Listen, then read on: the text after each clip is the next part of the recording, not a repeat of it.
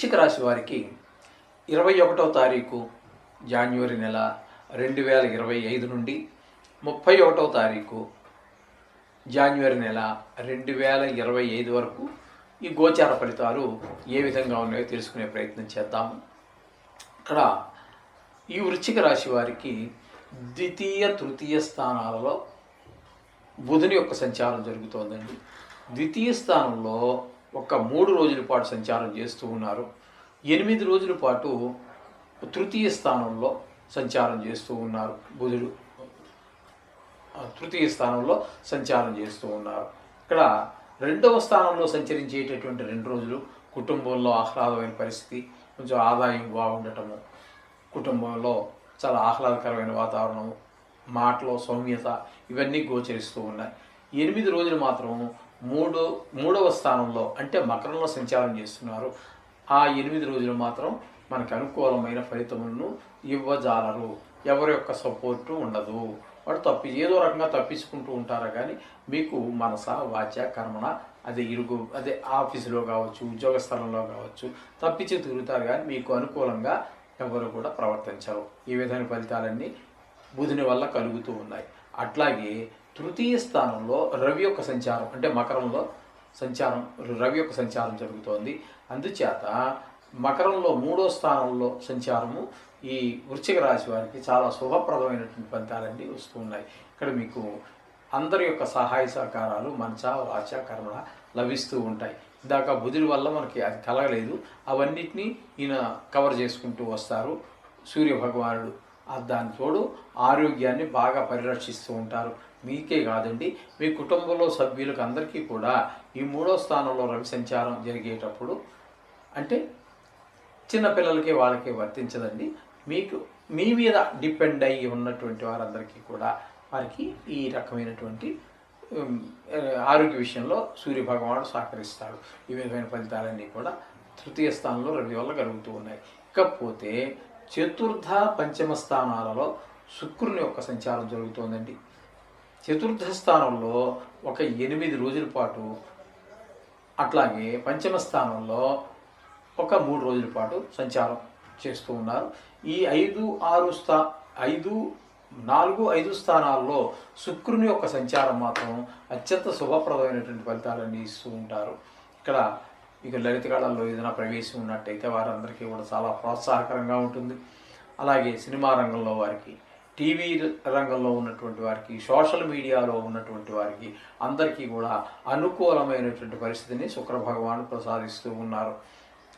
2 చోట్ల కూడా అంటే చతుర్థ, అలాగే భార్యాభర్తల ఇప్పుడు ముఖ్యంగా శుక్రుని మూలాన ఇంట్లో సకల సౌఖ్యాలు అన్నీ అనుభవించడం జరుగుతుంది. అలాగే గృహ సౌఖ్యం, వాహన సౌఖ్యం ఇది. అట్లాగే భార్యాభర్తల మధ్యన అనుకూలత కూడా బాగా ఉంటుంది. ఇకపోతే ఈ వృశ్చిక రాశి వారికి చతుర్థంలో అంటే కుంభంలో శని యొక్క సంచారం జరుగుతోందండి. శని యొక్క సంచారం కుంభంలో అంటే దీన్ని అర్ధాష్టమ శని అని అంటారు. అర్ధాష్టమ శని అనేది కొంచెం బాధించేటటువంటి వ్యవహారం. అంచేత సుఖాలన్నింటినీ దూరం చేయడానికి ప్రయత్నం చేస్తూ ఉంటారు ఆయన. ఈ విధమైన ఫలితాలన్నీ కూడా శని భగవానుడు ఇస్తూ ఉన్నాడు. ఇక పంచమ స్థానంలో రాహు యొక్క సంచారం జరుగుతోందండి. శుక్రునితో పాటుగా ఇటు ఉంది అంటే కలిసి ఉన్నారు ఒకే రాశిలో మీనంలో. అయినప్పటికీ అక్కడ రాహు మనకి 5వ స్థానంలో ఉండటం వల్ల పిల్లల విషయంలో, సంతానం విషయంలో కొంచెం ఇబ్బందికరమైనటువంటి పరిస్థితులన్నీ, చదువు మీద శ్రద్ధ, ఆటల మీద, చదువు మీద అశ్రద్ధ, చదువు మీద శ్రద్ధ, ఈ విధమైన ఫలితాలన్నీ కలుగుతూ ఉంటాయి. అలాగే మన బుద్ధి బలవంతంగా పనిచేయకపోవటము, అలాగే రాహు పంచమ స్థానంలో ఉన్న కారణంగా విషక్రిములైనటువంటి ఈ దోమలు కానివ్వండి, బల్లులు కానివ్వండి, తేళ్ళు, జెర్రులు, పాములు, కొన్ని జాతులు ఇప్పుడు సిటీలో లేవనుకోండి, అయినప్పటికీ కూడా ఏవో ఒకటి క్రిములు, కొన్ని బల్లులు, దుంకలు ఇట్లాంటివి మనకు కొంచెం బాధించేటువంటి అవకాశం కూడా మనకి ఈ స్పష్టంగా గోచరిస్తూ ఉంది.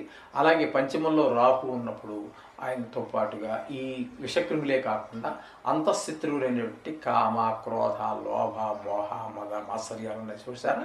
ఈ అంతఃశత్రువులు కూడా అవి ప్రకోపించేటటువంటి అవకాశం ఉంది. తస్మాత్ వాటితో కొంచెం జాగ్రత్తగా కంట్రోల్లో పెట్టుకోండి. ఈ విధమైన ఫలితాలన్నీ కూడా 5వ స్థానంలో రాహు వల్ల కలుగుతూ ఉంటాయి. సంతాన విషయంలో కూడా ఇబ్బందులు పెడుతూ ఉంటాయి. ఇకపోతే 6వ స్థానంలో, 6వ స్థానంలో గురు సంచారంగా మనం చెప్పుకోవాలి. 6వ స్థానంలో గురు సంచారం అంటే గురుబలం లేనట్టుగానే మనం భావించాలి. ఇక్కడ రోగాలు వచ్చే అవకాశం ఉంటుంది. రుణము, దేనికోసమైనా డబ్బులు ప్రయత్నిస్తుంటే ఆ రుణం మీ చేతికి అందదు. మీకు డబ్బు ఇవ్వాల్సిన వాళ్ళు ఇవ్వరు.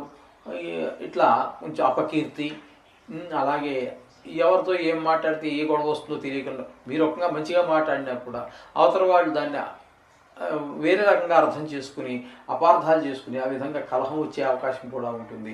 ఈ విధమైన పరిస్థితులన్నీ 6వ స్థానంలో గురు సంచారం వల్ల జరుగుతూ ఉంటుంది. అలాగే 7వ స్థానంలో కుజ సంచారంగా మనం చెప్పుకోవాలి. వక్రగతి మూలంగా 7వ స్థానంలో కుజుని యొక్క సంచారంగా చెప్పుకున్నట్టయితే ఇక్కడ భార్యాభర్తల మధ్యన సరి అయినటువంటి అవగాహన లేకపోవటం, అలాగే భార్యకి కొంచెం అనారోగ్యం కలగటము, అలాగే ఈ కొన్ని విషయాల్లో, అన్నిట్లో విషయాల్లో కూడా అంటే భాగస్వాములతోటి వ్యాపారం చేస్తున్నట్టయితే ఆ విషయంలో కూడా కొంచెం ఇబ్బందికరమైనటువంటి పరిస్థితులే మనకి గోచరిస్తూ ఉంటాయి కుజుని యొక్క 7వ స్థాన సంచారంగా చెప్పుకున్నట్టయితే. ఇకపోతే వీరికి అనుకూలంగా ఉన్నటువంటి మరొక గ్రహం ఏదంటే ఏకాదశ స్థానంలో కేతు గ్రహం సంచారం. ఈ ఏకాదశ స్థానంలో ఉండటం మూలంగా కొంచెం ఆదాయం పెరుగుతుంది. అలాగే ఇంట్లో సోదరులు వాళ్ళందరూ కూడా మీకు సహకరిస్తారు. ఏదైనా వ్యవహారం మొదలుపెట్టినట్టయితే అందులో మీ యొక్క టాలెంట్, వ్యవహారం నైపుణ్యం చూపించగలుగుతారు. ఈ విధమైన పరిస్థితులన్నీ కూడా మీకు లాభస్థానంలో ఉన్నటువంటి కేతు వల్ల కలుగుతూ ఉన్నాయి. నిజానికి చెప్పాలంటే ఇక్కడ మీకు కేతు ఒక పూర్తి సహకారాన్ని అందిస్తూ ఉన్నారు. శని భగవానుడు ఒక పూర్తి సహకారాన్ని అందిస్తూ ఉన్నారు. తప్పితే మిగతా గ్రహాల యొక్క అనుకూలత అంతా ప్రతికూలతగానే ఎక్కువగా కనిపిస్తూ ఉన్నది.